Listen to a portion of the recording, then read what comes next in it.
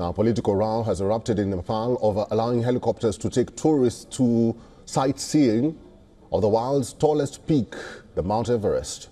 On December 12th, the local municipality and Sagarmatha National Park, which is home to Mount Everest, announced new regulations banning helicopters from flying over the park during Everest sightseeing tours, effective January 1st.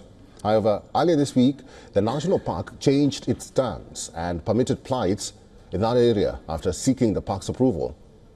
The Khumbu Pasang Lamu Rural Municipality, the local government, has strongly opposed the decision, calling it unilateral and insisting on a ban on helicopters. After the row, federal and local government officials, including youth clubs, have held long meetings but have failed to reach any conclusion. Nepal's airlines had halted helicopter flights to the Mount Everest region. They cited security challenges following threats to landing sites by locals upset over loss of income from trekkers. Recently, the country saw an increase in the use of helicopters to airlift mountaineering teams and tourists over challenging terrains in the Sagarmatha National Park, which is home to Everest. Helicopters reduced the 2-week-long trek to Everest Base Camp to just a day, but in the way affect the Nepalese, who earn a livelihood supporting those making the long hike. As a mark of protest, local youth have erected barriers of flags at landing sites and threatened action against pilots who land.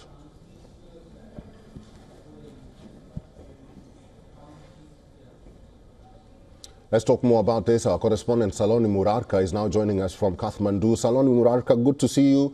Tell us more about this row, because we do understand that the government did hold talks with the youth who are protesting. What are the youth's demands? Oh, well, initially there have been already 2 rounds of talks. This includes from the aviation department and the helicopter operators, the Sagarmatha Park officials, and still they have been pointing their one issue, that is the environmental issues that they have been citing since last month now. And they have still been pointing out only the environmental issues like the noise pollution and all the other impacts that creates on the environment, the forest and the wildlife.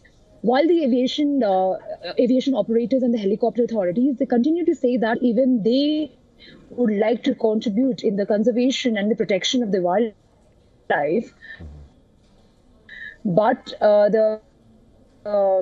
and we can come, a consensus can be reached by which of the income of the Nepal, they come from the Everest region, and many of the airlines business is the 80% dependent on in the Everest region. So there's no way that these operators can function and in a day. So since January 21st till now, the January 8th, they have already incurred $80,000 loss. So the meetings they have been holding, and the central government here in Kathmandu, they have assured the helicopter operators that a consensus will be reached. And the second meeting has been scheduled for January 24th now. And the operators have also said that, we can come out with the means to contribute in the conservation and in the protection of the wildlife.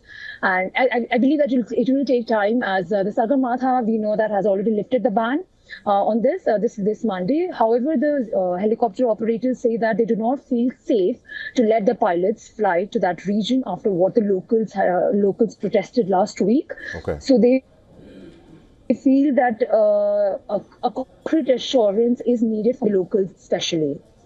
All right, that is our correspondent Saloni Murarka. We'll have to leave it there. Saloni, thank you.